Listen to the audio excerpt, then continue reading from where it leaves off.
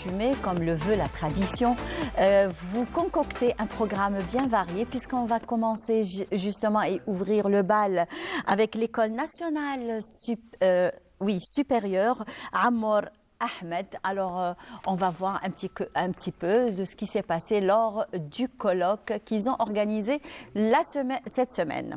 Et bien sûr, on parlera de droit. Alors, avec la responsabilité pénale des mineurs avec Saber Jamila, bien sûr. On parlera aujourd'hui de psychologie, puisqu'on va aborder un sujet très important sur les troubles de l'apprentissage chez l'enfant.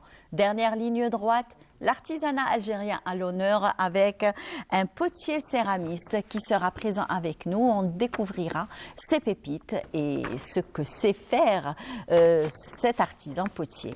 Et bien sûr, comme d'accoutumé, on commence toujours par une très belle chanson. On se retrouve juste après.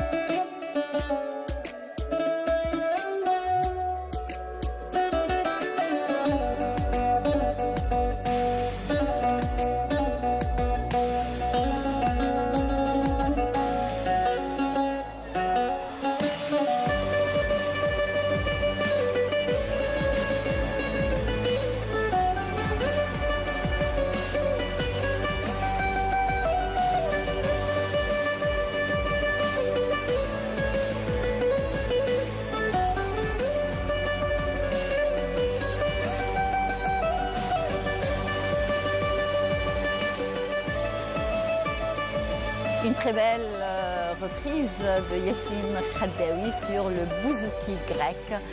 Une très très belle mélodie de bon matin, j'espère que vous avez apprécié. Tout comme moi d'ailleurs, Yassine Khaddaoui, notre compatriote, et on va dire le fils d'Oran, l'enfant d'Oran aussi, donc qui évolue justement, et c'est le seul en Algérie qui maîtrise le bouzouki grec, donc on le salue à travers notre Bonjour d'Algérie en ce mercredi 29 janvier où il fera, on va dire, mi-figue, mi-raisin. On prévoit un peu de pluie aujourd'hui, mais il y a eu une très grande baisse de température qui arrive, donc de 22 à 23 degrés, donc c'est descendu à 19 degrés jusqu'à 17 aussi, donc pendant tout le week-end, donc il faudrait vraiment bien se couvrir et ne pas se découvrir parce que là on risque de tomber malade. Alors comme je l'ai annoncé tout au début, avec l'enseignement supérieur, l'école nationale supérieure de Ammar, c'est ça, oui, Ammar Ahmed, Alors, c'est représenté par l'enseignante-chercheur, directrice adjointe chargée de la communication et les relations extérieures, Madame Djamila Acheb. Bonjour. Bonjour. Comment allez-vous? Très bien. Ça va? Ravie d'être parmi vous. Eh ben, moi aussi, je suis très contente de partager avec vous. Je voulais juste rectifier, c'est l'école normale supérieure. Ah, l'école normale, d'accord. Oui, voilà, oui, l'école normale qui forme les enseignants. Voilà. Aussi bien du primaire que du moyen que du secondaire. Très bien. Alors, vous avez organisé un colloque, justement. Oui, exactement. Un colloque très important. Oui, un colloque national qui a porté sur, on va dire, sur les médias intelligents et surtout le e-learning comme l'appellation anglo-saxonne. D'accord. Donc le titre de ce colloque, donc je vais le lire, ce sont les médias intelligents et leur rôle dans la philosophie de la communication, ainsi que l'enseignement de la langue arabe pour les parlants et les non-parlants de cette langue. D'accord. Voilà. Pour ceux qui maîtrisent et ceux qui ne maîtrisent pas la langue arabe, c'est ça? Ou plutôt ceux qui, dans certains pays, aient leur langue nationale. Donc, on va dire, leur langue maternelle. Et ceux qui vont l'apprendre. C'est-à-dire, ce n'est pas leur langue nationale, c'est une langue étrangère. Donc, très bien. On s'est posé la question comment les uns et les autres vont justement acquérir cette langue. Très bien.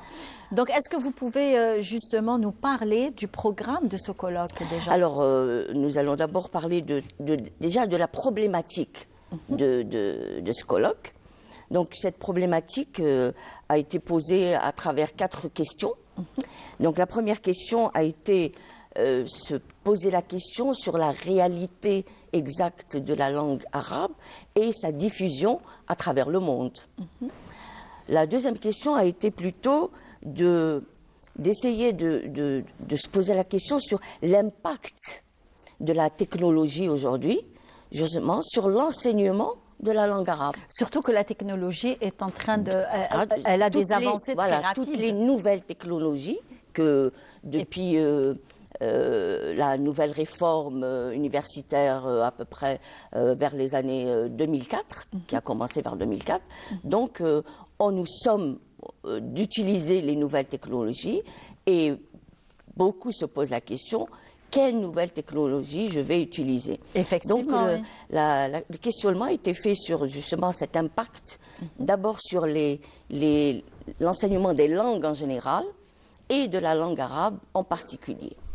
Très bien. Alors, vous avez même abordé le sujet. Alors oui. Le troisième questionnement a été justement, puisque vous parlez de programmes, ça a été quels seraient les programmes numériques que l'on pourrait mettre en place pour justement enseigner les langues et en particulier la langue arabe, puisque la langue nationale a été, le colloque national a été organisé par le département d'arabe, puisque nous avons plusieurs départements au niveau de l'école.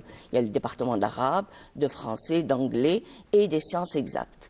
Donc, il a été organisé par le département d'arabe. Et bien sûr, tous les enseignants de tous les départements ont participé.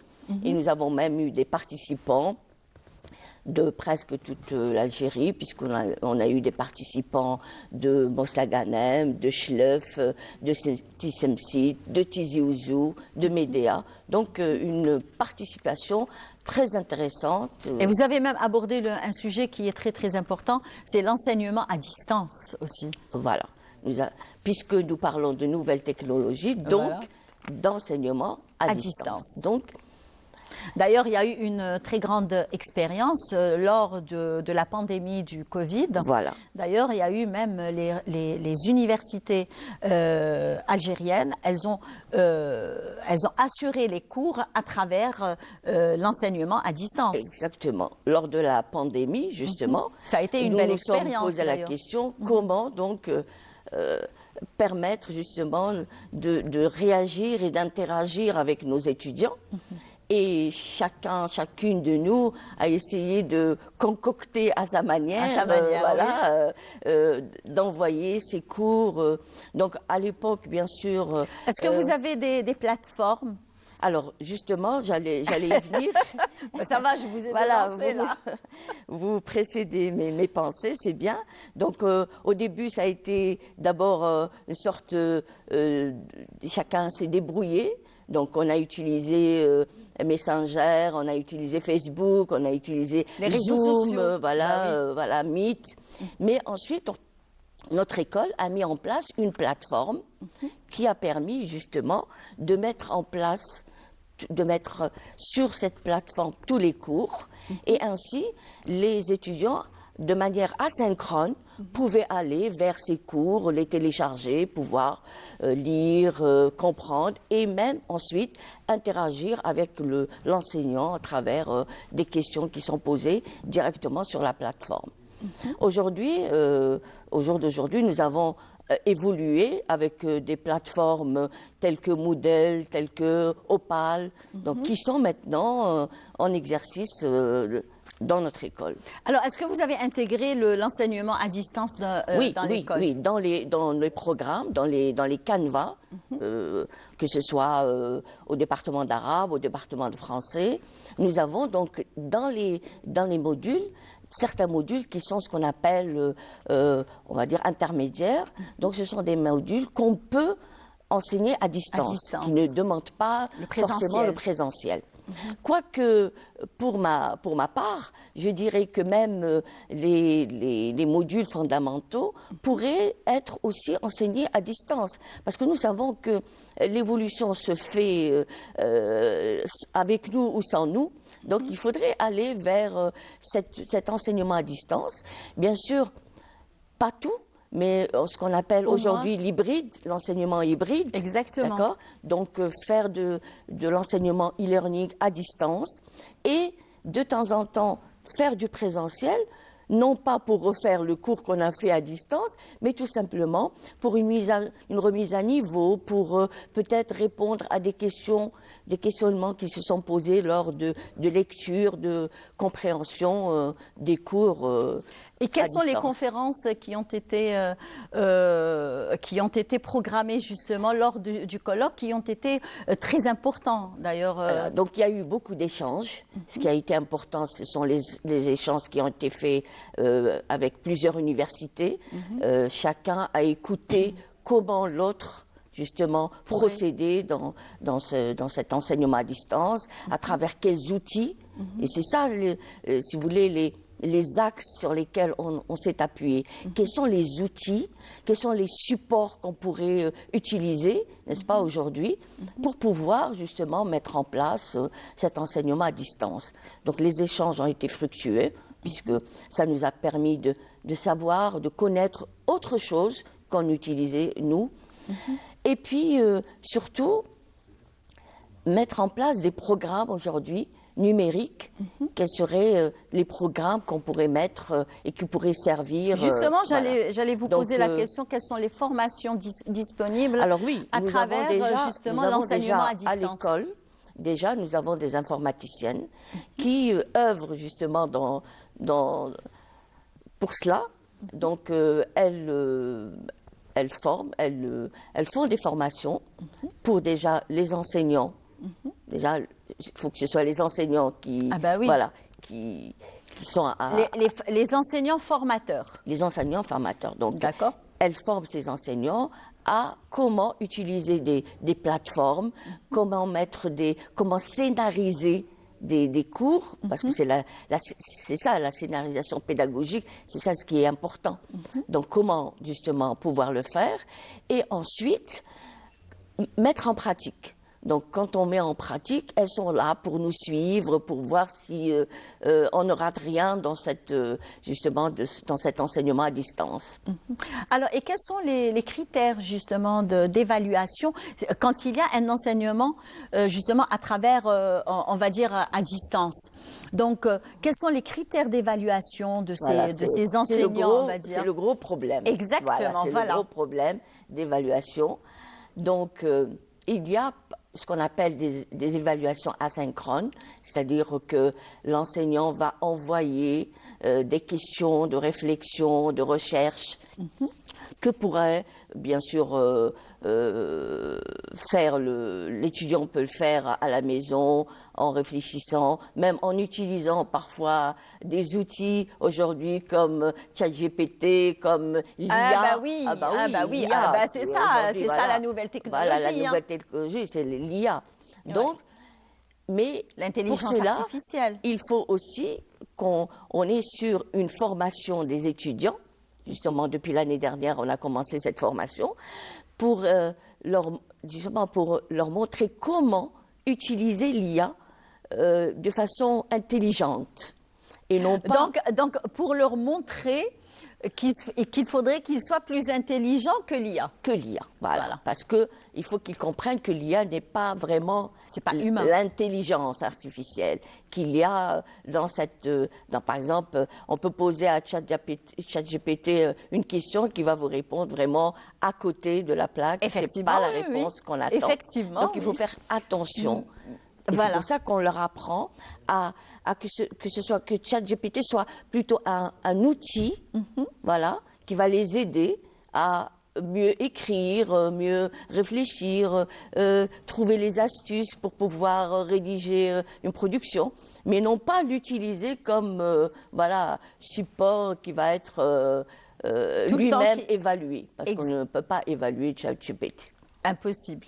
Voilà. Donc, l'évaluation, c'est l'évaluation synchrone qui est encore difficile à faire. Est-ce qu'on peut être comme ça en classroom, donc devant des étudiants à travers des écrans et leur poser des questions? Est-ce qu'on va leur donner 1 minute de réflexion? Est-ce qu'on va leur demander de répondre directement? Voilà, le problème reste l'évaluation synchrone. Alors, non seulement le problème reste l'évaluation synchrone, mais aussi l'engagement des professeurs. Comment se fait l'engagement des professeurs à travers cet enseignement à distance? Ça demande beaucoup d'efforts. Voilà, c'est ça. Ça demande beaucoup d'efforts, beaucoup de travail. Donc, si on aime son métier... Donc, on va tomber dans le télétravail.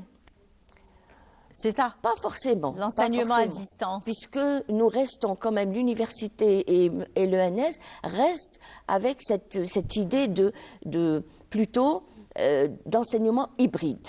Donc l'enseignant ne va pas être isolé chez lui à envoyer des cours. Donc il sait qu'il est là devant une classe virtuelle, c'est vrai. Il va donner ses cours à distance, mais il sait que de temps en temps, il va devoir venir quand même à l'école ou à l'université pour rencontrer ses étudiants, pour discuter avec eux, pour... Justement, j'allais vous poser la question, quelle stratégie pédagogique, justement, recommander pour l'enseignement à distance? Alors, stratégie... Oui, parce qu'il faudrait une certaine stratégie pour assurer, on va dire, l'enseignement à distance. Parce que ce n'est pas comme le présentiel. Il faudrait d'abord des supports. Il faudrait que non seulement l'enseignant a déjà son ordinateur, son débit Internet qui soit vraiment assez... Bon, avec l'installation de la fibre optique, donc ça va. Mais le problème se passe de l'autre côté. Est-ce que tous les étudiants sont parés d'un ordinateur et d'Internet à haut débit? Malheureusement... Parce que des fois, la majorité des personnes actuellement, pas le cas. Ils fonctionnent avec un Android ou alors à travers leur téléphone, généralement. Voilà. Mais le téléphone n'équivaut pas l'ordinateur. Exactement. C'est pas possible. Beaucoup utilisent leur smartphone parce qu'ils n'ont pas de PC. Et très souvent, il arrive que pas de connexion aussi. Vous avez des étudiants qui habitent dans les périphéries, dans les villages, qui n'ont pas d'Internet et qui vont vous dire « je n'ai pas pu assister, je n'ai pas d'Internet ». Donc, avec eux, on essaie de faire autrement. Donc, par exemple, on peut envoyer le cours 1 semaine à l'avance avant de faire du synchrone, avant de faire le e-learning, carrément en Zoom. On envoie le PowerPoint, parfois un PowerPoint parlant, dans lequel il va lire et écouter l'enseignant parler, expliquer le cours. Donc, il est déjà paré. Donc, s'il arrive à avoir sa connexion et refaire ça de façon synchrone, c'est l'idéal. Sinon, il a quand même son PowerPoint parlant qui va l'aider puisqu'il n'a pas d'Internet. Alors, quels sont les avantages et les inconvénients de l'enseignement à distance? Alors, c'est surtout cette question d'Internet qui pose problème. Ce sont les outils et non pas la façon de faire. Parce que la façon de faire, je vous ai dit que les formations en scénarisation pédagogique a permis à beaucoup d'enseignants de pouvoir mettre en place des cours à distance. Mais ce sont les outils qui sont défaillants parfois. Donc, ne pas avoir un ordinateur, ne pas avoir Internet, une bonne pose connexion, problème. oui. Donc, ça reste quand même, jusqu'à présent, un problème qui se pose et qui, sur le champ, n'a pas de solution immédiate. Il faudrait peut-être penser à plus, à améliorer, on va dire. Améliorer justement les débits Internet, à diffuser Internet. De toute façon, ça va se régler prochainement parce qu'il y a l'installation de la fibre optique qui va un petit peu quand même améliorer justement cette connexion qui, des fois, elle est là, elle n'est pas là. Donc, très bien. Alors, on revient au colloque. Oui. Quels sont les objectifs de la tenue de ce colloque? Alors, les objectifs, j'avais noté ici lors de la dernière. Donc, il y avait 3 objectifs sur lesquels on va s'appuyer et qu'on va devoir améliorer, puisque tout ce qu'on a écouté a permis donc de mettre en place une trajectoire future qui va être la mise en place de stratégies de l'enseignement des langues et de la langue arabe. Deuxième point, nous allons d'abord chercher à comprendre est-ce qu'il y a aussi bien des avantages que des inconvénients, n'est-ce pas, sur la numérisation. Alors, cette numérisation, est-ce qu'elle apporte donc des avantages ou des inconvénients sur l'être humain, sur sa langue, sur son identité, donc, et sur la société en général. Et vous, en tant qu'enseignante-chercheur, à votre avis, quel est votre avis? Mon avis personnel, il y a aussi bien des avantages que des inconvénients. Les avantages, nous le constatons tous les jours, puisque la connaissance, l'information arrive. Maintenant, qu'on soit en présentiel ou à distance, nous allons acquérir de la connaissance, les informations nous arrivent via notre téléphone, via notre ordinateur.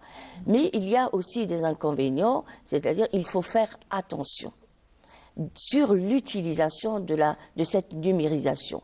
Il faut qu'elle soit pour l'avantage, pour mettre en place, on va dire, une identité culturelle algérienne, n'est-ce pas? Et non pas aller vers l'autre. Effectivement, vers une identité autre, on va dire, qui nous vient d'ailleurs. Voilà, nous mettons l'autre avec un grand A, donc restons quand même nous-mêmes. Il faut qu'on reste nous-mêmes, que cette numérisation serve notre être, serve notre langue, et serve aussi notre pays, notre société. Notre société aussi, parce qu'on ne peut pas ramener l'autre ou les autres à notre société, parce que notre société, elle a quand même ses traditions, ses rites, ses coutumes. C'est notre société, l'Algérie, quoi. Donc, alors, quelles sont justement... et vous êtes sortis avec quelles conclusions lors de ce colloque? Alors, des solutions, il n'y en a pas. Il faut les construire, les solutions. On ne peut pas dire, voilà, on a fait un colloque et ça y est, c'est bon, on a des solutions. C'est pas l'effet miracle. Effectivement, Je vous ai dit, c'est des questionnements plutôt. On est sorti avec des questionnements plutôt qu'avec des solutions. C'est-à-dire des questions sur lesquelles on va réfléchir pour trouver des réponses pour avoir une certaine qui seront réflexion. Des solutions futures. Voilà. Donc, trouver déjà un programme numérique, pouvoir le mettre en place, c'est déjà C'est déjà voilà, une beaucoup. trajectoire qui est quand C'est même déjà- assez ardue et qu'il va falloir se mettre à plusieurs pour pouvoir la mettre en place. Effectivement. Donc, merci beaucoup, Madame vous en prie. Jamila Chaban. Non, quand même. Alors là, Hacheb. Voilà. J'étais pas loin hein, quand même. Voilà. Je n'étais pas loin. Donc, merci beaucoup. Merci d'avoir accepté notre invitation. C'est un Merci, plaisir. c'est moi qui vous remercie de C'est un cette plaisir de vous invitation recevoir et- sur le plateau. Et ça a été vraiment un honneur de pouvoir partager avec vous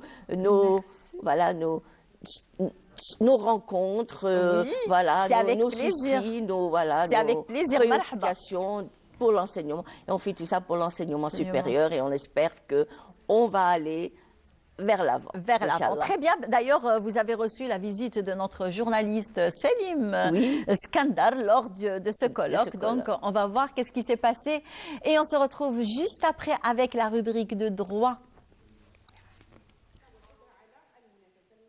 Oran a été le théâtre d'un important colloque national dédié à l'enseignement à distance et à l'intégration de l'intelligence artificielle dans l'éducation. Chercheurs, enseignants et experts se sont succédés pour échanger sur les enjeux et les opportunités qu'offre cette révolution numérique. Comme vous le savez, la science, c'est perpétuel, c'est tous les jours.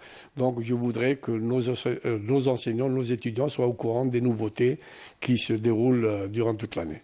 Donc aujourd'hui, nous avons un séminaire sur l'intelligence artificielle dans le cadre de l'enseignement à distance. Et ça, c'est des séminaires qui ont été programmés l'année passée, mais on n'a pas pu les avoir parce qu'il y avait un décalage. Et aujourd'hui, et le 27 de ce mois, nous allons organiser, parce que nous attendions le feu vert du ministère de l'Enseignement supérieur, nous allons organiser un autre séminaire, cette fois-ci international, l'intelligence artificielle et l'énergie en Algérie, solutions innovantes pour un développement énergétique responsable, où nous aurons des étrangers qui viendront débattre et échanger avec nos enseignants. تحول عفوا الجامعة من النمط التقليدي نحو الجامعة الذكية. رأيت أن أختار هذا الموضوع لأسباب متعددة، وهي جائحة كورونا التي أقحمت الجزائر وباقي دول العالم في هذه الظروف التي أغلقت من خلالها الجامعات والمدارس. وفي دول الغرب لم يغلق اثنان قطاعان، وهو قطاع الصحة وقطاع التعليم. احنا باقي قطاع الصحة باقي يشتغل لكن قطاع التعليم توقف تماما. ونحن في ظل الرقمنة، في ظل تحديات التكنولوجية، بظل نشوء الجامعة الذكية. Sur place, nous avons interrogé des étudiants présents au colloque. Leurs avis sont partagés. Certains voient dans l'intelligence artificielle un outil prometteur pour améliorer leur apprentissage, tandis que d'autres s'inquiètent de l'impact de cette technologie sur le rôle des enseignants et sur la qualité des interactions humaines dans les cours. هذه الوسائل هي ضرورات عصرية يفرضها العصر الحديث، حيث نلاحظ أن دول العالم الأول، الدول المتقدمة، قد خاضت في ذلك أشواطا كبيرة، وقد انتقلت إلى مراحل كبيرة جدا في التعليم عن بعد، وهي المرحلة التي مررنا بها في فترة كورونا، لأننا مررنا بها عن طريق اختيار فرض علينا، لم نكن نحن من اخترنا أن نمر بذلك. وعندما انتهت هذه الفترة، فترة كورونا، عدنا إلى النمط التقليدي، لكن ونحن بسبب ضرورات العصر والانتقال الإلكتروني والذكاء الاصطناعي وكل ما يحدث من متغيرات عصرية في التعليم الجامعي، يجب علينا أن ننتقل إلى مرحلة أخرى، ننتقل من مرحلة التعليم التقليدي الذي يعتمد على المحاضرة بحيث يكون هناك تواصل بصري مباشر بين الأستاذ والطالب، إلى مرحلة نعتمد فيها التعليم عن بعد، التعليم الإلكتروني. يعني إيجابيات من حيث انتقال المعلومة من الأستاذ إلى الطالب، والسلبيات يعني ستكون يعني غياب للدافعية، يعني لن يكون هناك تحفيز من الأستاذ للتلميذ بطريقة جيدة مقارنة بالطريقة التقليدية. Les débats ont mis en lumière le rôle clé de l'IA dans la personnalisation des cours pour les étudiants, tout en soulignant les défis à relever pour garantir une éducation accessible et de qualité, une rencontre riche en perspectives pour façonner l'université de demain. Une rencontre riche en perspectives. Merci à Selim Skandar qui s'est déplacé et qui nous a ramené ces images et ce sujet pour savoir ce qu'il en est de l'enseignement à distance. Et bien, comme je l'ai annoncé tout au début, la rubrique de droit aujourd'hui s'intéresse à la responsabilité pénale des mineurs et c'est toujours avec notre conseillère juridique Jamila Saber. Bonjour. Bonjour, Iman. C'est toujours un plaisir. Partager toujours. Bonjour aux chers téléspectateurs aussi, donc qui nous attendent avec impatience. Effectivement, parce qu'on a eu beaucoup on va dire, De retour. Voilà, de retour surtout sur le sujet du capital décès et de la retraite de réversion. Mais on ne va pas revenir à ce sujet puisqu'aujourd'hui, nous allons aborder un sujet très épineux, c'est la responsabilité pénale des mineurs. D'ailleurs, quand on dit responsabilité pénale des mineurs, c'est quoi? Alors déjà, on va commencer par définir ce que c'est un mineur. Un mineur, effectivement, voilà. Un mineur, c'est-à-dire c'est une personne qui a moins de 18 ans. Parce que c'est-à-dire dès qu'on arrive donc à la 18 majorité ans, en à Algérie, partir de c'est 18 ans. Selon le code civil algérien. Donc à partir de moins de 18 ans. Donc, et qui gère cette catégorie de la société qui est les mineurs, c'est-à-dire enfants, c'est donc la loi 1512 qui est la loi nationale donc pour la protection et la protection des droits de l'enfant, et aussi parce qu'il y a ce que j'ai expliqué la dernière fois, la loi nationale elle a une supériorité. Plutôt, la loi internationale a une supériorité par rapport à la loi nationale. Alors, c'est quoi? Quelle est la loi internationale? C'est la Convention internationale des droits de l'enfant qui a été signée et ratifiée par le gouvernement algérien. C'est pas la loi 1989? Tout à fait. D'accord, tout à fait. donc ça va, j'ai appris mes leçons. Tout à fait. Donc, alors, là, on va dire, c'est-à-dire, même les mineurs, ils sont scindés en plusieurs parties. C'est-à-dire l'âge. Pourquoi? Parce qu'on va parler, il y a certains âges de ces mineurs-là qui bénéficient de la présomption de l'irresponsabilité. C'est-à-dire, même s'ils ont commis des actes, c'est-à-dire une certaine délinquance et tout ça, ils ne peuvent pas être poursuivis. Parce qu'ils sont mineurs. Voilà, ils bénéficient de la présomption d'irresponsabilité. Alors, les mineurs, on va les scinder en 3 parties. Il y a 13 ans et moins. C'est-à-dire, ils ne seront pas poursuivis en justice. Ça va être juste... Bon, ils seront présentés devant un procureur et tout ça, mais il y aura juste des méthodes de protection, c'est-à-dire de rééducation envers ces enfants. Parce que pourquoi ils disent qu'à cet âge-là, c'est-à-dire ils sont encore irresponsables. Ils n'ont pas acquis une certaine maturité pour pouvoir différencier le mal du bien. Oui, mais on voit quand même des mineurs de 13 ans et moins. J'arrive, on va... Parce qu'il y a des mineurs de 13 ans et moins qui commettent des crimes carrément. Tout à fait, je suis d'accord avec vous, sincèrement. Et surtout maintenant, avec l'avènement de la technologie, je suis tout à fait d'accord avec vous. Oui. L'avènement de... Alors, comment on doit revoir la loi. Comment ça se passe avec ces mineurs-là? Ils sont arrêtés, donc il y a une garde à vue, donc il y a une présentation devant le procureur, ils sont poursuivis, donc ils sont livrés c'est-à-dire pris en charge par ce qu'on appelle le milieu ouvert. C'est-à-dire des fois s'il est en danger, c'est-à-dire au niveau de sa cellule familiale, c'est-à-dire on le remet ou à des grands-parents, ou par exemple à une personne digne de confiance, ou une famille, ce qu'on appelle une famille d'accueil. C'est-à-dire, et ils sont pris en charge, donc l'État verse une certaine pension, c'est-à-dire à cette famille qui le prend en charge et tout ça. Donc il est suivi par les spécialistes et éducateurs de ce milieu ouvert. Donc, ces éducateurs remettent un rapport périodique au procureur de la République pour voir l'évolution de cet enfant et tout ça. Mais ils ne peuvent pas être mis en prison. Impossible. Selon la loi, mais pour moi, il est déjà mûr parce qu'on voit certains enfants ce qu'ils font. On les met pas dans des centres spécialisés, non? Non, on va voir pour les 13 et plus. Ah, d'accord. Voilà. Donc, c'est pour ça que je vous ai dit, la minorité est scindée en 3 parties. Il y a 13 ans et moins. Alors, je vous laisse alors. Non, vous pouvez poser des questions. Il vaut mieux ne pas poser des questions aléatoires. Non, vos questions sont judicieuses. Pas de souci. Tant mieux alors. Donc, il y a 13 et 16 ans. là, ça commence. Donc là, on commence. Et encore, c'est pas très sévère pénalement. Donc il y a 13 et 16 ans, il y a 16 et 18 ans. Voilà, donc, alors là, 13 et 16 ans aussi, donc il y a aussi, donc là, on va commencer à parler de la garde à vue. Donc, quand un mineur commet un crime, un délit et tout, donc il y a la garde à vue.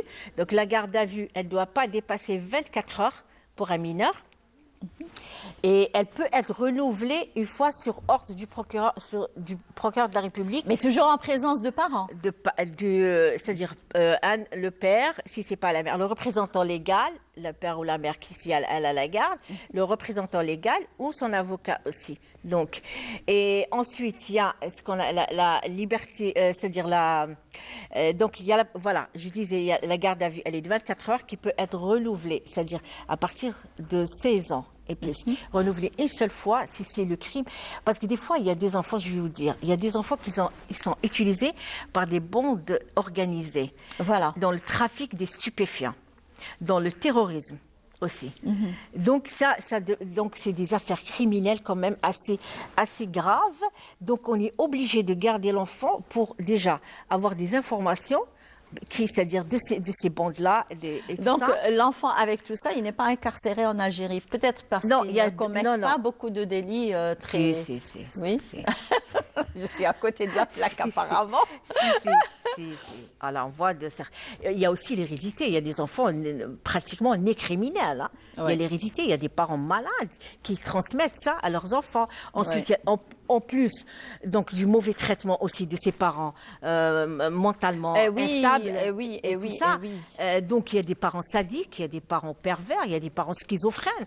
Donc, déjà, il y a l'hérédité, il y a le mauvais traitement. Effectivement. Donc, vous voyez ce que ça donne. Oui. Moi, j'ai vu des enfants qui sont monstrueux. Hein. C'est pas, ils n'ont rien d'innocent. Parce qu'on voit d'ailleurs au CEM et tout. Tout à fait. Donc, ils prennent le compas, ils le jettent sur leurs camarades. Et puis, il y a plusieurs mineurs qui ont assassiné leurs copains. Oui, voilà. Oui. Donc, surtout maintenant, on l'en voit. Ils disent non, il n'y avait pas ça avant. Mais comment se fait-il, même avec ces délits ceux-là, ils seront mis dans un centre spécialisé, donc pour les mineurs délinquants.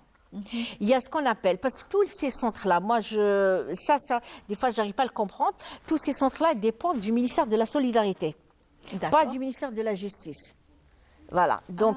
oui, c'est vrai. Voilà, donc ça... Alors, il y a des centres, donc ce qu'on appelle les centres d'aide à l'enfance en difficulté. Donc, là, c'est les enfants victimes, les mineurs victimes. C'est-à-dire, et il y a les centres spécialisés de rééducation des mineurs délinquants. Carrément, il y a des centres de rééducation aussi. Donc là, et on n'a pas le droit de les mettre avec les adultes. Voilà. Donc, même s'il n'y a pas un centre spécialisé dans une ville quelconque, on doit le mettre l'isoler dans un quartier à part. D'accord. Voilà. Pas en contact avec des adultes. Pas du tout. Sinon, ça serait très grave. Voilà. Parce qu'en prison, on voit de tout. Hein. Donc, alors là, ces enfants, ces mineurs-là, donc on doit, dans le cas où il n'y a pas de centre spécialisé, il y a des villes où il n'y a pas. Donc, ça dépend. Alors, donc, on doit le mettre dans un quartier, c'est-à-dire dans un établissement pénitentiaire, dans un quartier isolé de des adultes, de celui des adultes plutôt. Donc, ensuite, il y a ce qu'on appelle, et maintenant, il y a des enfants aussi, il y a ce qui est le plus grave actuellement, c'est que les enfants sont utilisés à travers les réseaux sociaux. Là, c'est très, très, très grave. Très grave. Parce que là, il y a des personnes qui ne comprennent pas l'utilité du réseau social. Tout à fait. Les réseaux sociaux, ils sont là pour nous documenter, pour savoir ce qui se passe ailleurs. Il faut bien les utiliser. Il ne faut pas les utiliser dans, on va dire...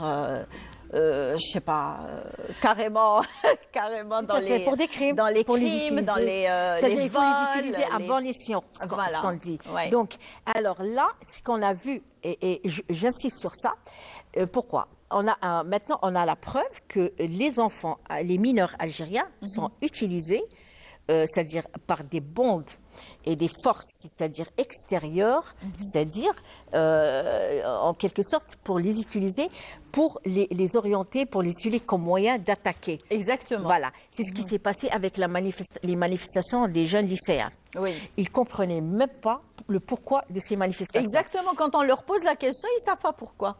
Alors, ces enfants étaient déjà préparés, ils étaient déjà en contact avec ces gens-là, qui sont de l'intérieur ou de l'extérieur du pays. Oui, on ne peut pas savoir. Voilà, donc on les préparait, on les chauffait en quelque sorte, Voilà. si le terme est exact. Voilà. Et Ils voulaient créer du chahut. Voilà, c'est-à-dire on profitait de leur fugue, de leur manque de maturité et tout ça. Donc on les utilisait. Qu'est-ce qui s'est passé? Ces jeunes-là, on les envoyait pour casser, brûler et casser. On les a même, alors ces gens-là, vous savez qu'il y a une loi qui punit cela. Alors c'est l'article 141 de la loi 1512.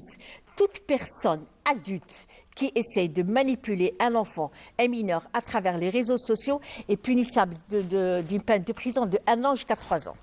Et d'une amende de 150, c'est pas assez, de 150 000 à 300 000. Je suis d'accord avec vous. Voilà, c'est pas assez.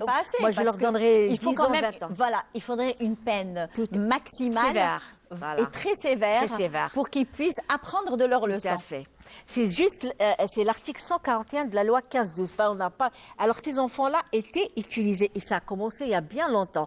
Et les enfants, comme ils sont, je sais pas, ils sont tellement imbus de la personne parce qu'ils sont jeunes, irresponsables, immatures, ils ont filmé. Ils ont filmé ce qu'ils ont fait, ce qu'ils ont cassé, et en plus ils parlaient sur les réseaux sociaux, ils se communiquaient, ils disaient voilà, on a cassé ça, on a cassé ça, et demain on va casser aussi autre chose. Moi, je suis tombée sur une vidéo hier, pas plus tard qu'hier, non, ce matin, très tôt d'ailleurs. Ouais. Je suis tombée sur une vidéo, d'ailleurs, elle m'a un petit peu secouée. Il y a des jeunes, justement, qui créent des comptes de vente et d'achat et de vente. Donc, et ils attirent leur appât. Et là, ils agressent les personnes qui viennent acheter, par exemple, téléphone ou, je ne sais pas, un ordinateur ou je ne sais pas qu'est-ce qu'ils doivent acheter. Ils les ramènent, ils les agressent, ils leur prennent tout et... Je ne sais pas comment il faudrait régler ce problème. Tout à fait. Ça, on va consacrer une émission spécialement pour ça. C'est-à-dire les guet-apens des réseaux sociaux. Exactement. Moi, c'est comme ça que je les ai qualifiés. Ah bah oui, voilà. C'est juste. Voilà. Donc ils ont, je vous ai dit, ils évoluent. Et ce qu'ils ont mis, c'est que c'était un jeune de 16-17 ans. Voilà. Même pas la majorité. Voilà, c'est pour ça que je vous ai dit. Même pas la majorité. C'est-à-dire, ils ont perdu leur innocence. On parle de mineurs. C'est dommage. Hein. Mais ils font plus que les adultes. Ils ne vivent pas leur enfance. Tout à fait. Leur c'est adolescence. La faute aux parents. C'est la faute aux parents. Ah, oui. Parce que quand vous revenez, vous voyez, c'est-à-dire quand on fait. Parce que le procureur, généralement, ordonne une enquête sociale. Quand on arrête un mineur, quand vous voyez d'où ils sortent ces enfants-là, qui sont les parents, et tout ça. Et le problème, c'est qu'ils contaminent les autres enfants. C'est-à-dire, des fois, c'est le racket, des fois, ils les obligent à faire ça. Ils deviennent comme eux. Parce qu'il y a les réseaux sociaux, maintenant, c'est contagieux. Même si vous êtes des parents intellectuels et tout ça, et vous avez un enfant que vous avez éduqué, mais il est en contact permanent, H24. Il est en contact avec ces délinquants plus qu'avec ses parents. À travers les réseaux sociaux, même de l'autre côté du pays et tout ça, à l'intérieur du pays, ils se rencontrent et tout ça, et les parents ne sont même pas au courant.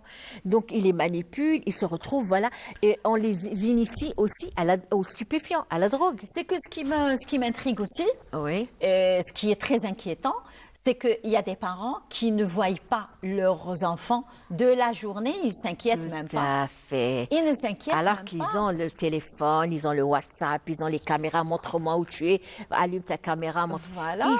Ils sont démissionnaires. Exactement, les parents. Démissionnaires. La majorité sont démissionnaires. Voilà. Oui. Ils sont fatigués, ils sont dépassés par le travail. Moi, j'en ai vu des cas. Il y a aussi des parents. Moi, une fois, ça fait 2 mois ou ça, un juge d'instruction. Donc, j'avais un dossier avec lui. Ensuite, on parlait. Il m'a dit, maître, qu'est-ce que vous pensez de la loi 1512 ? Je lui ai dit, concernant quoi ? Égaler les mineurs de moins de 13 ans. On revient à ce que vous venez de dire. Il m'a dit, puisqu'ils ont remarqué qu'ils ne seront pas, c'est-à-dire incarcérés et tout ça, il n'y aura pas de poursuite pénale. Il m'a dit, les parents, ils sont en train de les utiliser. Il y a des parents malades. Des fois, elle est jalouse de sa voisine. Elle est jalouse de sa belle-sœur. Elle utilise son enfant. Qu'est-ce qui s'est passé? Ce qu'il m'a raconté, il m'a dit un enfant de 11 ans, je pense. Sa mère était jalouse de sa voisine, une jalousie maladive. Qu'est-ce qu'elle a, elle a pris son enfant, elle lui a dit tiens un couteau, et vas-y et donne-lui un coup par derrière. Mais ça c'est une vraie histoire. Vraie histoire. Voilà, oui. C'est un dossier qui a été instruit par le juge d'instruction. Voilà, il m'a dit qu'est-ce que vous voulez que je fasse? Elle l'a fait exprès et l'enfant a reconnu que sa mère, elle lui a dit de faire ça parce qu'elle savait qu'elle serait arrêtée. Donc elle a utilisé son fils et elle savait qu'il n'y aurait pas eu de poursuite pénale. Vous voyez comment il raisonne? Il m'a dit c'est un danger cette loi. Il faut que le législateur la change. Voilà, oui. C'est vrai. C'est à nous les avocats de dénoncer ce genre, c'est-à-dire de saisir, de parler, de faire des rapports, des séminaires. Même pas nous, hein, tous les partenaires sociaux, les psychologues, les associations pour la protection, voilà aussi. Donc il faut parce qu'il y a des enfants mineurs très dangereux et qui sont utilisés par leurs parents comme une arme. Et qui ne sont même pas incarcérés. Exact, comme celle-là, parce que le dossier, il était... Mais on disait que même un mineur, quand il commet un crime ou un délit ou quelconque, c'est qu'on attend sa majorité pour qu'on puisse l'incarcérer, etc. Est-ce que c'est vrai? Non, c'est pas vrai. On applique la loi, il n'y a pas l'effet de non-rétroactivité, de rétroactivité. Voilà, exactement. Non, on applique la loi. Hein. On applique la loi tout de suite. C'est pour ça qu'ils ont... Mais la loi, moins de 13 ans c'est-à-dire qu'il ne peut pas, c'est-à-dire poursuivi pénalement, là, moi, ça me dérange. Parce que là, cet enfant, maintenant, avec l'avènement des technologies... Mais cet enfant a besoin... Déjà, premièrement, d'un secours psychologique. On doit le retirer carrément de son milieu psychiatrique. Tout à fait. Donc, voilà, il y a des enfants schizophrènes. Il y a des enfants maniaco-dépressifs. C'est ce que les gens n'arrivent pas à le savoir. C'est pas des anges. Il y a des enfants qui ne sont pas anges. On a vu quand on voit en matière de criminologie, des enfants à peine 8 ans, ils ont massacré d'autres enfants. Ils ont massacré des adultes dans leur sommeil aussi. Il y a des enfants maniacaux. Ils naissent avec ces pathologies. Diaboliques. Voilà, tout à fait. Diabolique. Voilà, il faut dire les choses comme ça, il faut dire la vérité. Telle quelle. Pour que la société puisse prendre le législateur aussi. Voilà, donc moins de 13 ans qui n'est pas suivi pénalement, là, les parents aussi l'utilisent, les parents sont malades. Il y a des parents malades. Celle-là, par exemple, dans le juge d'instruction m'en a parlé. Parce que, pourquoi il m'en a parlé? Parce que c'est à nous, les avocats, de faire réagir les choses aussi. Donc, la mère, elle était d'une jalousie maladive de sa voisine. Donc, qu'est-ce qu'elle a fait? Elle a utilisé... Elle savait... Alors, regardez, déjà, elle n'a pas la fibre maternelle. Vous savez, vous utilisez votre enfant. Vous savez, quand un enfant poignarde quelqu'un, ça y est, il est traumatisé à vie. Mais elle a été aveuglée par la jalousie. Voilà, donc elle est malade. Bah oui, donc elle n'a pas le droit. Il faudrait il faudrait qu'elle soit suivie psychologiquement ou alors psychiatrique. C'est pour ça, moi, j'ai dit, voilà, pour les conditions d'un mariage, il faut leur faire subir des textes psychiatriques. Il ne faut pas les laisser se marier comme ça et faire des enfants. Parce que là, c'est des criminels potentiels. Chaque enfant né de parents malades comme ça, c'est un criminel potentiel. Donc, il faut faire très, très attention.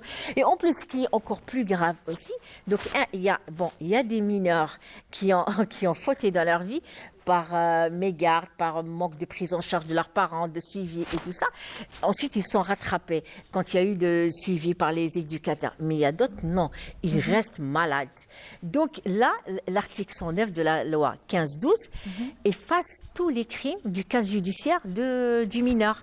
Ce qui fait il peut occuper des postes. Alors, notre réalisateur Samir Hamidi qui vous pose la question, est-ce que dans les centres justement d'incarcération, c'est ça? De rééducation. Voilà. Donc, est-ce qu'il y a un programme de réinsertion de ces enfants? Tout à fait. Dans les centres. Alors, je le remercie beaucoup pour cette question. Non, mais il a toujours de ces questions que j'adore. Oui, voilà. oui. C'est vrai. Oui. C'est vrai. Parce qu'il nous écoute, d'ailleurs, il nous suit avec attention. Voilà.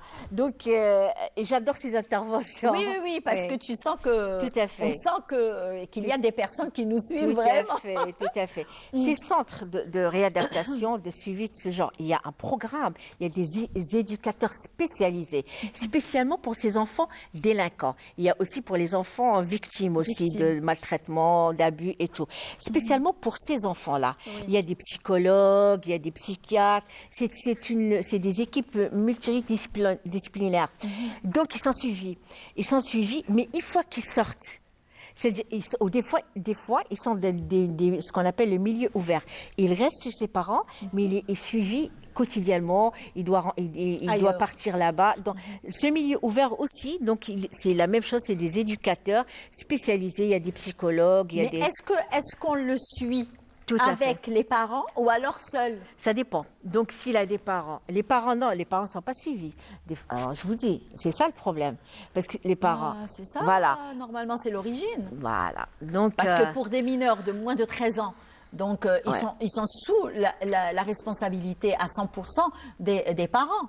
Des fois, on les retire, c'est-à-dire on les place dans ces centres, ou des fois, on les place dans des familles, ce qu'on appelle les familles d'accueil, ou chez une personne de la famille, donc aussi. Donc, mais on les retire. Est-ce qu'il y a des familles qui acceptent justement ces enfants? Il y en a, oui. Il y en a, oui. Il y a des familles, il y a même... mais, c'est-à-dire les parents, c'est ça le problème, ils ne sont pas suivis. Et voilà. Et les parents sont seulement, c'est ça moi que je n'accepte pas, voilà, ils ont seulement une responsabilité civile. Par exemple, comme le cas des enfants qui ont manifesté, ils ont cassé, ils ont brûlé et tout. C'est les parents qui vont payer. Hein. Ils vont passer devant un tribunal. Passer devant un tribunal, ils vont payer. Mais moi, je voulais que ça soit une responsabilité pénale aussi. Exactement, parce qu'on leur pose une question, ils ne savent même pas pourquoi ils manifestent. Et pourquoi vous n'avez pas su éduquer vos enfants. Si vous êtes incapable d'éduquer vos enfants, ne vous mariez pas, ne faites pas d'enfants. Tout simplement. Tout simplement. Alors, moi, je voudrais que le législateur pense à ça et responsabilise encore les parents. Voilà.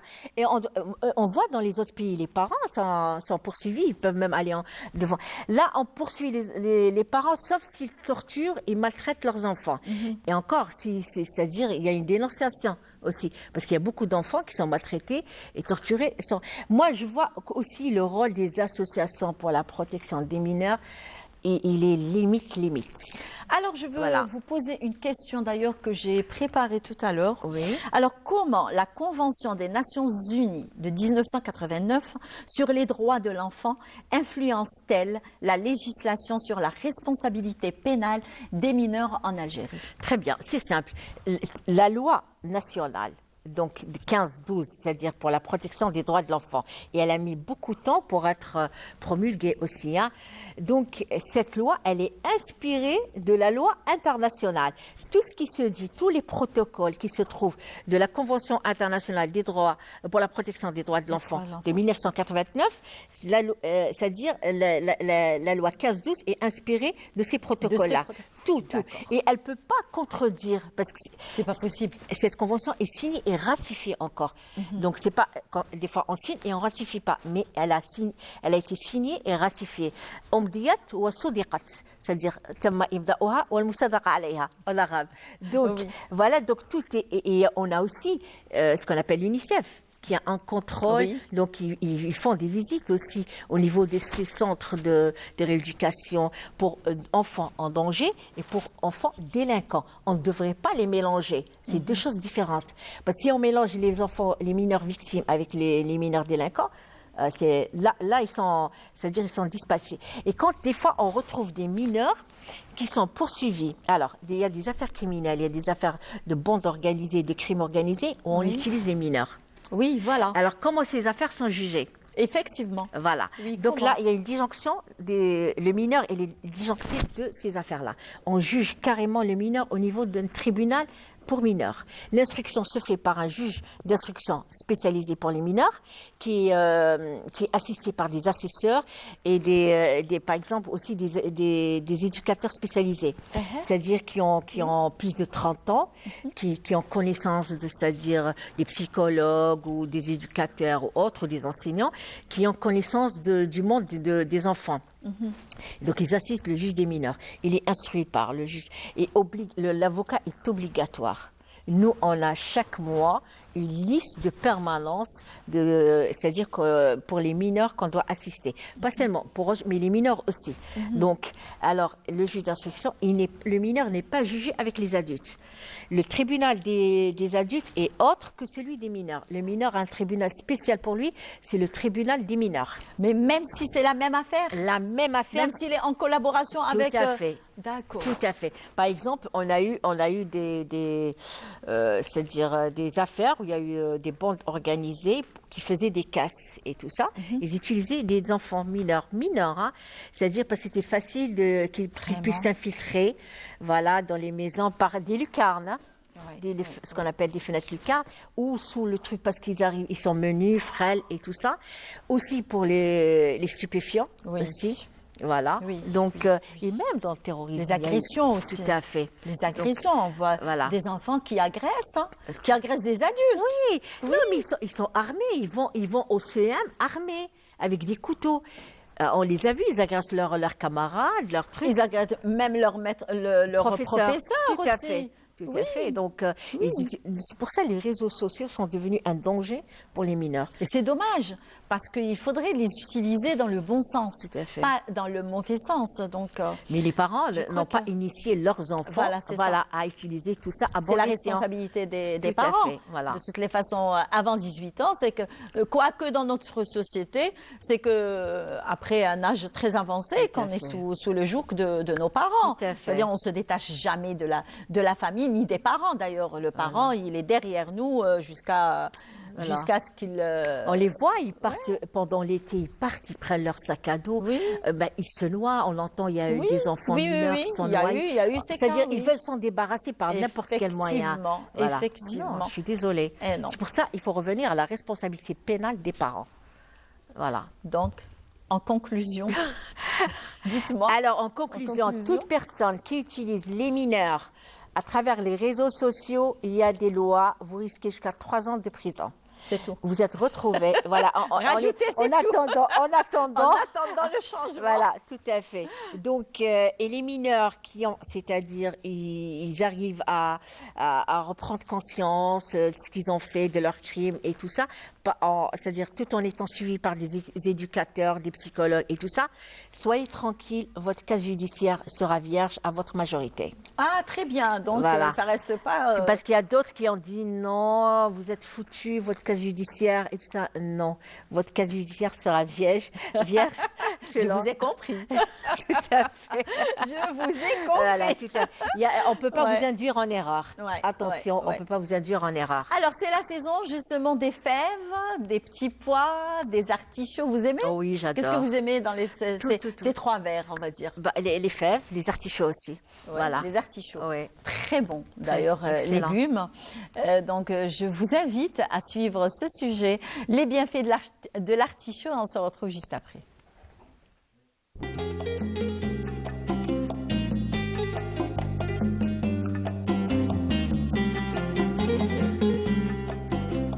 Déjà cultivé par les Romains qui l'ont introduit en bassin méditerranéen. Un légume ancien qui fut privilégié et qui se servit dans des repas festifs dès 1660. Considéré comme un légume précieux, mais un légume ancien tombé un peu dans l'oubli. Le cardon ou les cardes, un proche cousin de l'artichaut. Les 2 plantes ont un même ancêtre, le cardon sauvage. Une plante vigoureuse de la famille des Astéracées. Une plante généralement cultivée que 1 ou 2 fois par an. Demande un sol humide et se plaît au soleil.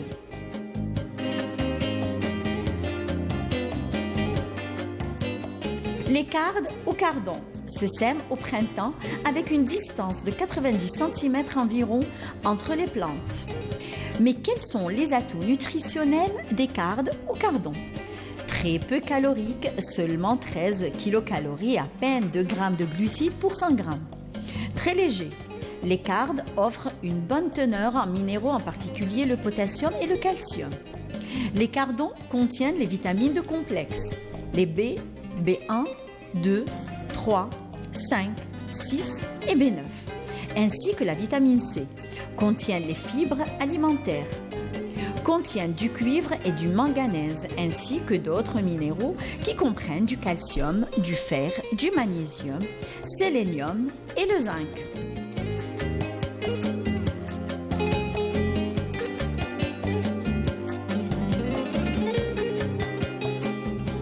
Ils contiennent également de la phytonutriment, la lutéoline, l'acide caféique, parmi d'autres qui ont des propriétés antioxydantes et servent à protéger l'ADN contre les dommages en piégeant les radicaux libres qui peuvent causer le cancer. Mais comment choisir ces cardons ? Choisissez les cardons à côte ferme et bien blanche, sans taches ni signe de flétrissure, larges et charnus, à consommer impérativement, rapidement. Et à partir du mois d'août, il faudra blanchir les pieds, soit sur place, soit en les récoltant et les enfermant dans un bocal obscur. Et là, on prive le cardon de lumière 3 à 4 semaines pour obtenir le blanchiment, l'attendrissement des carnes et la disparition de son goût amer.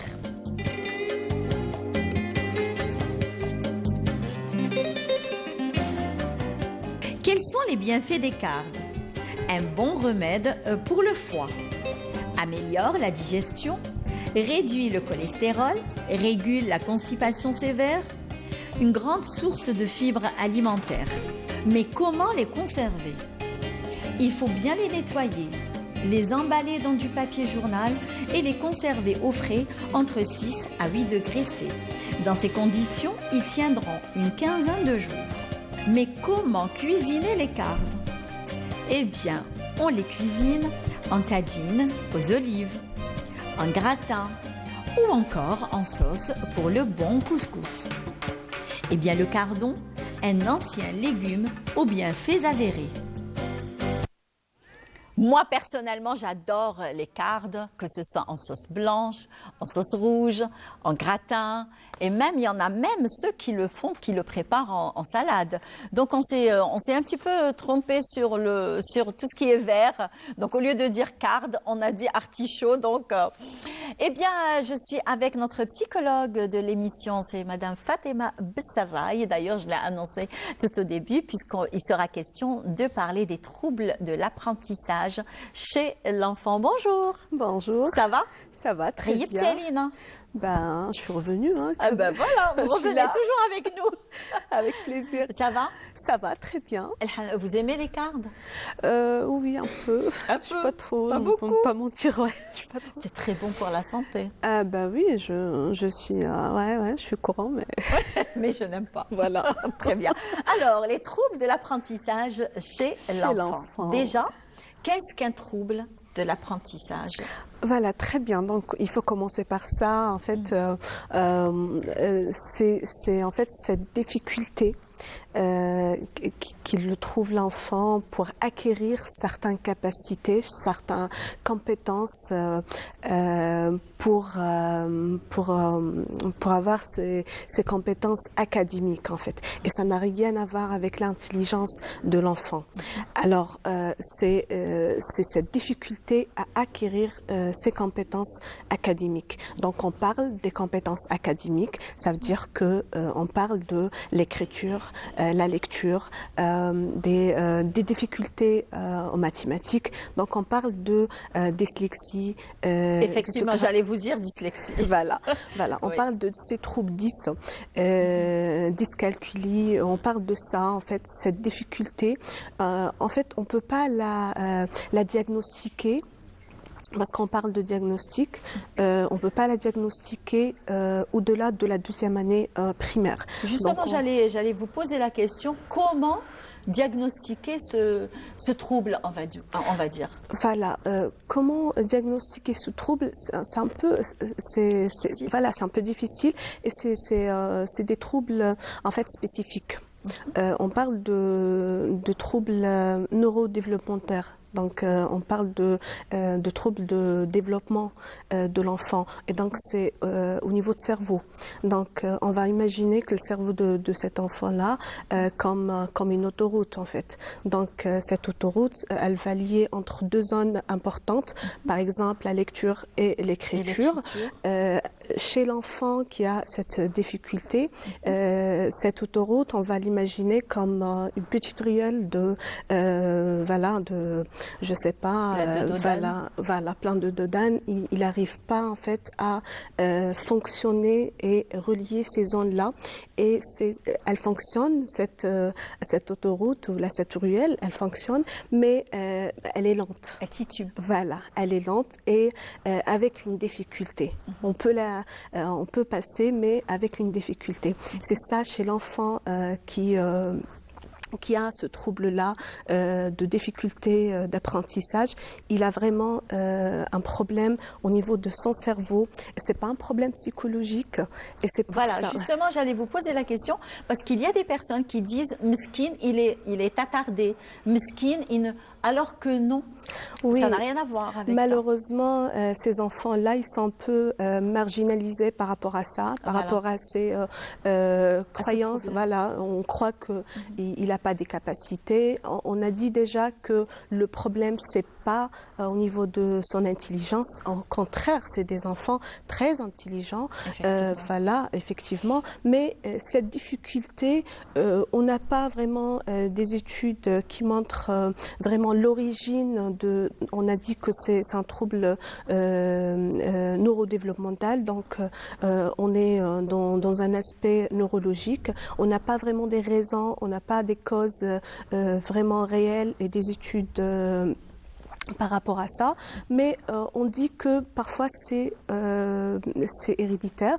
Des parents, déjà, ils ont vécu des difficultés d'écriture ou bien de lecture l'enfance d'Aham, donc c'est héréditaire, c'est génétique parfois, et aussi c'est neurologique. On n'a pas des facteurs psychologiques, mais malheureusement, ça impacte en fait la psychologie de l'enfant quand il a ces troubles-là, donc avec des troubles d'apprentissage, avec des difficultés d'apprentissage, l'enfant il va se sentir frustré, marginalisé, surtout si on n'a pas diagnostiqué, parce que si donc on peut diagnostiquer ce trouble, c'est à partir de la scolarité, oui, justement des bien enfants, sûr. pas avant. Bien sûr, pas avant.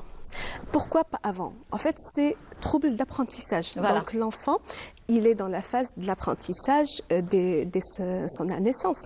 Donc on parle de l'apprentissage chez l'enfant, c'est inné. L'enfant, et puis moi j'aimerais bien ouvrir une parenthèse, parce que généralement on entend les parents disent il le fait exprès, moi je connais mon enfant, il a des capacités et tout. Donc il le fait pas exprès. L'enfant, c'est inné. Il veut apprendre, il veut écrire, il veut faire des dessins. Voilà, il n'arrive pas et il le dit. Malheureusement, on n'entend pas l'enfant. Il le dit, j'arrive pas. Et malheureusement, on entend toujours les mamans, le cahier tarot, il est toujours vide. Il écrit pas les leçons tarot et tout. Donc les parents, ils chouent, mais c'est quoi le problème? Et c'est des troubles liés, ils sont pas vraiment abordés dans les écoles et tout. Plus ou moins maintenant, avec les équipes de la santé scolaire, on trouve quand même, voilà, bien sûr, ils travaillent sur ça, parce que c'est des troubles, on est à presque 2 enfants sur 20, sur 30 presque, voilà, oui, c'est une difficulté, je pense, sur l'international, 5%, 5% d'êtres humains qui peuvent avoir, voilà, c'est des statistiques réelles. 5% des gens, voilà, ils ont ce problème-là de. Parce qu'il y a beaucoup justement, il y a beaucoup de personnes adultes. Moi, je parle des adultes qui souffrent de dyslexie d'ailleurs. Bien sûr, bien sûr. Et c'est pas un obstacle, en fait. Non. On parle pas d'obstacle. Non, pas du tout. Voilà, chez l'enfant, c'est un peu difficile parce que c'est la phase d'apprentissage. Justement. D'accord, donc il il est obligé de répondre, il est obligé d'écrire, il est obligé de lire les sujets, les examens et tout. Et comment y remédier sur ça? Oui. De quelle façon peut-on aider ces enfants à reprendre, on va dire, le dessus? On est déjà sur la question de savoir que ces troubles-là existent.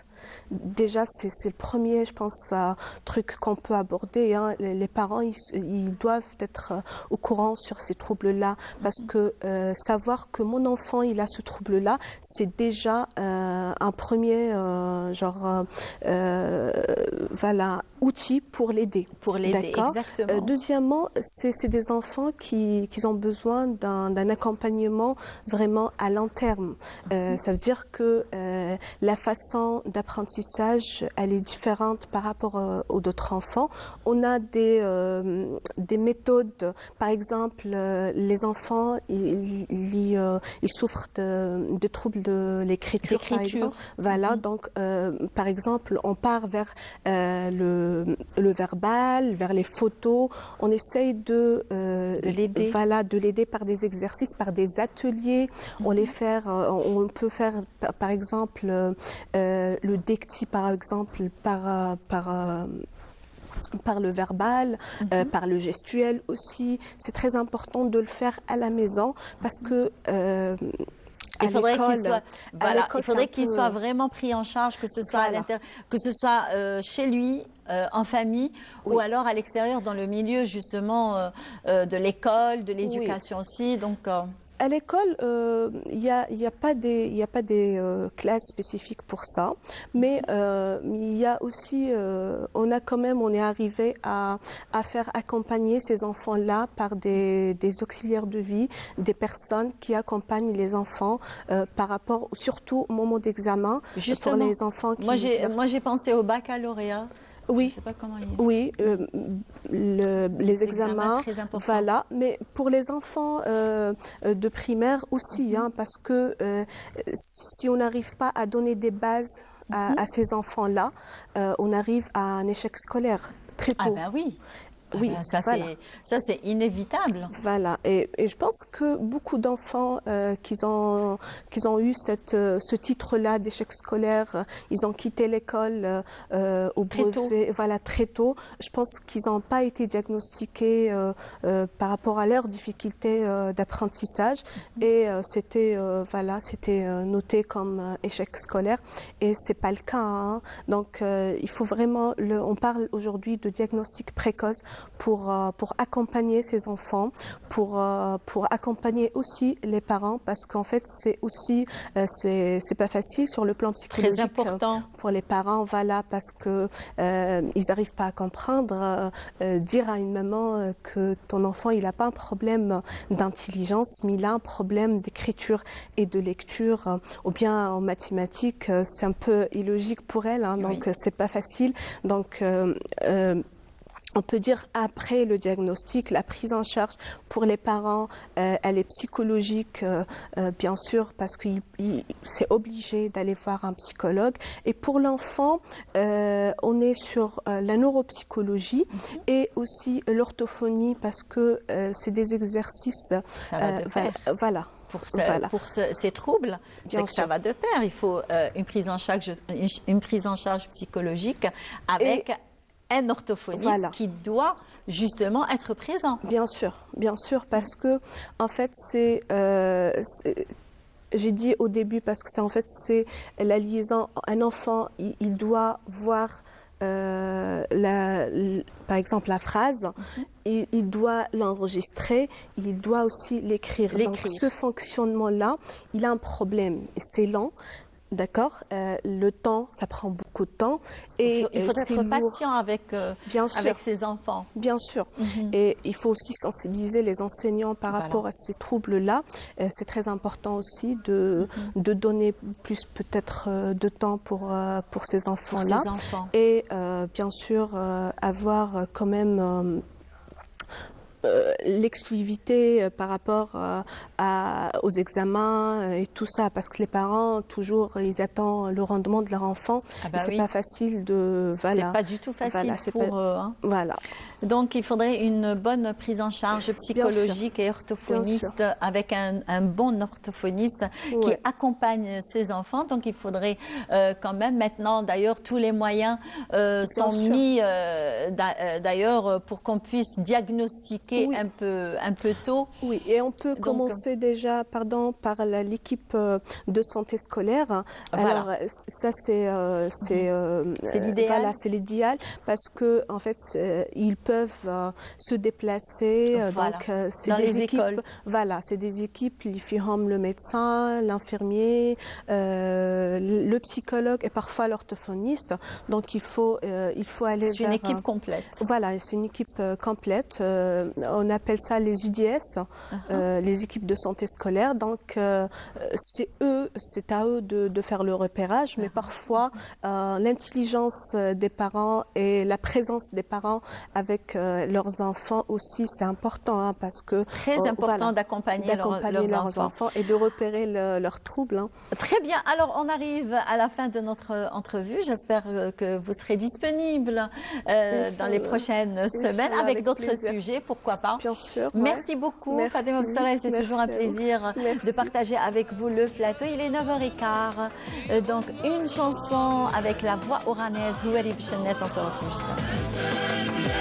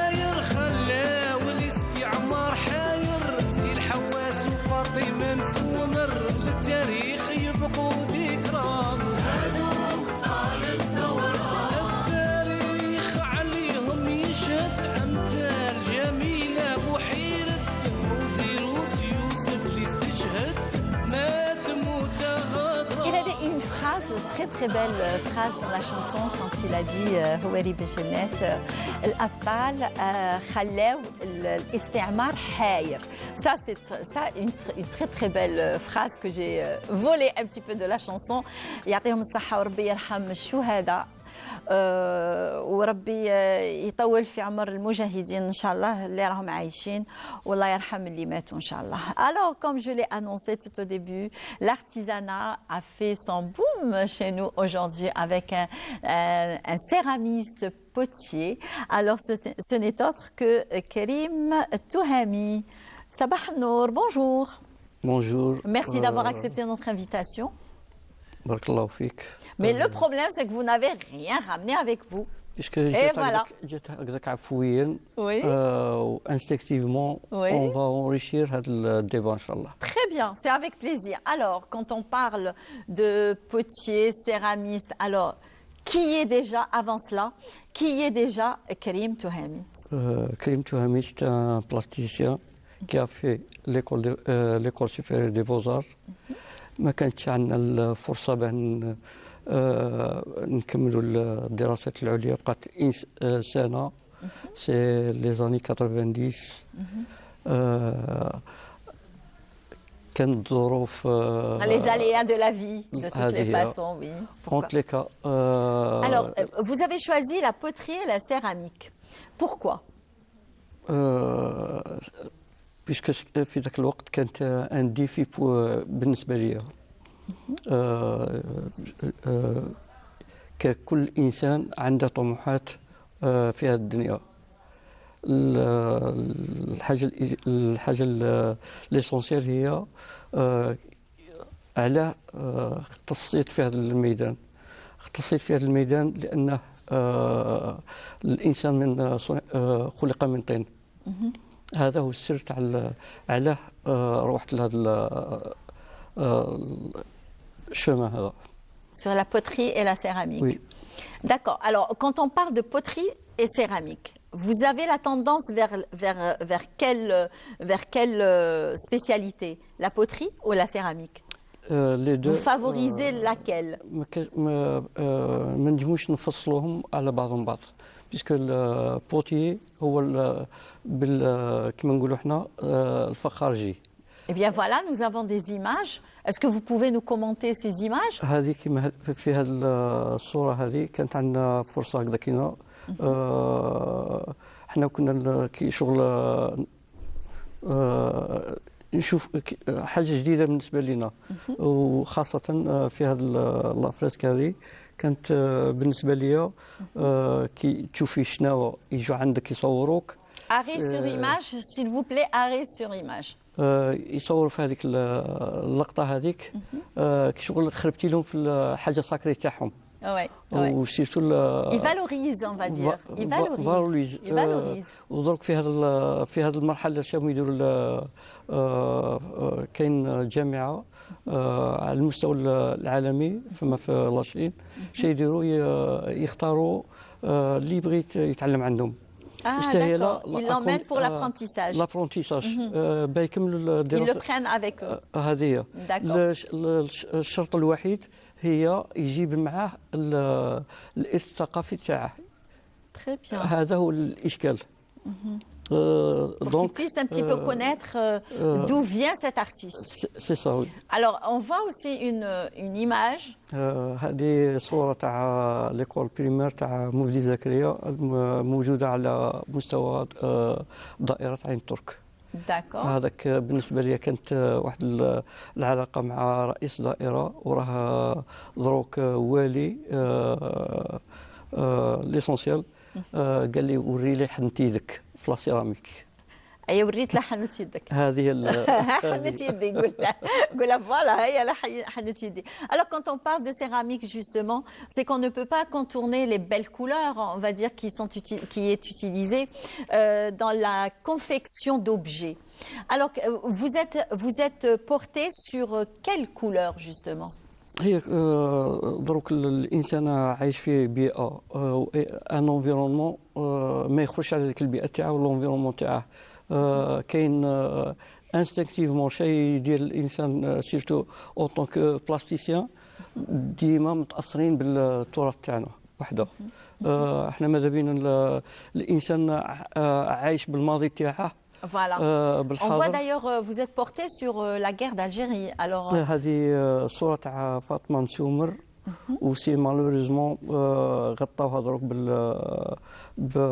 كيما نقولوا على مستوى تاع رومبوان تاع النقاش غطاوها دي فوتو تاع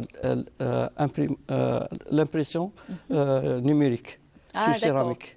هذا هو الاشكال اللي راه عندنا دروك طغات technologie. La technologie, oui. Elle a pris le dessus sur tout ce qui est manuel, tout ce qui est artisanal. Oui. Artisanal. Oui, alors pourquoi ne pas utiliser justement cette technologie pour le bien de l'artisanat? C'est pas possible? C'est pas possible. نقول بكل صراحة تبقى اليد فيها هذيك الروح تاع لا بروفوندور فيها بزاف أمور.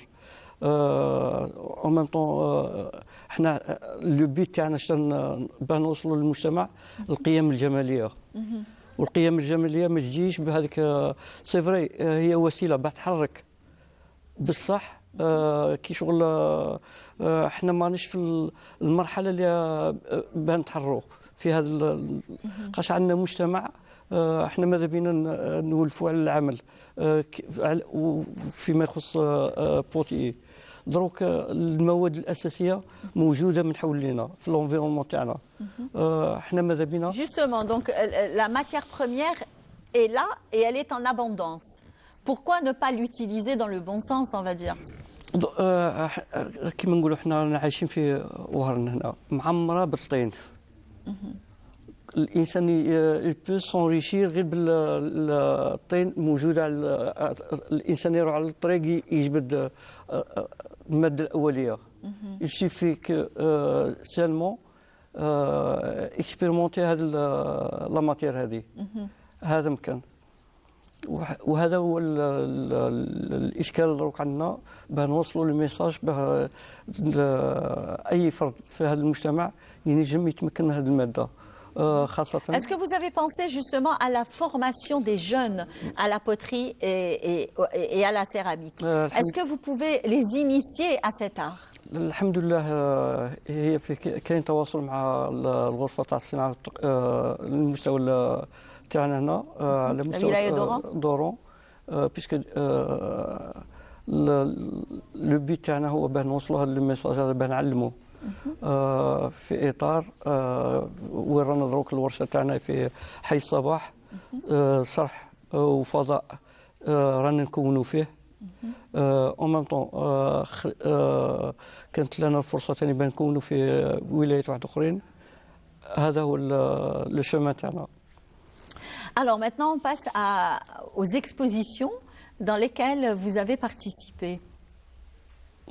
Quelles sont les différentes expositions dans lesquelles vous avez participé?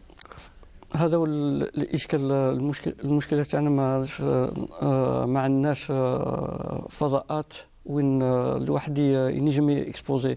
Est-ce que vous avez exposé dans les salons? Voilà. الصالون غير المره الاخيره هذه تاع الصالون تاع dernièrement en décembre. هكذاك كانت لنا فرصه ونشكر المسؤولين على المستوى تاع الغرفه الصناعه التقليديه وكذلك المديريه تاع السياحه والصناعه التقليديه كذلك.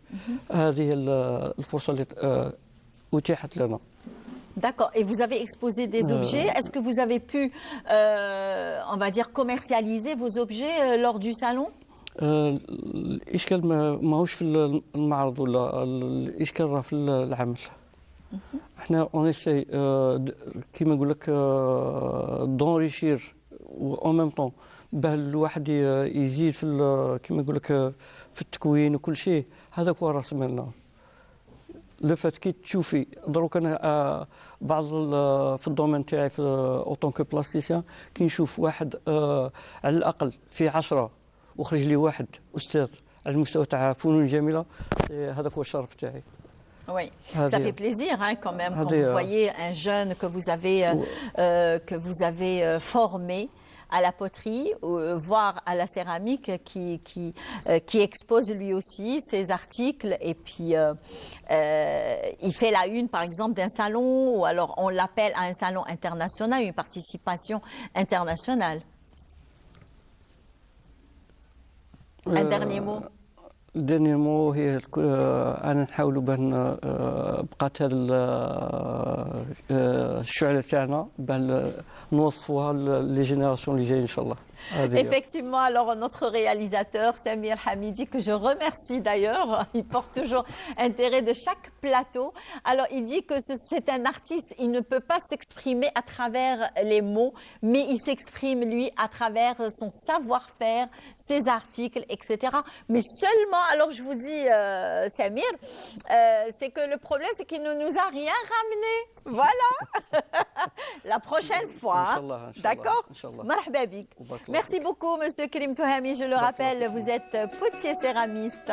Marhaba bik. Et puis, bonne continuation. Et surtout, formation pour les jeunes.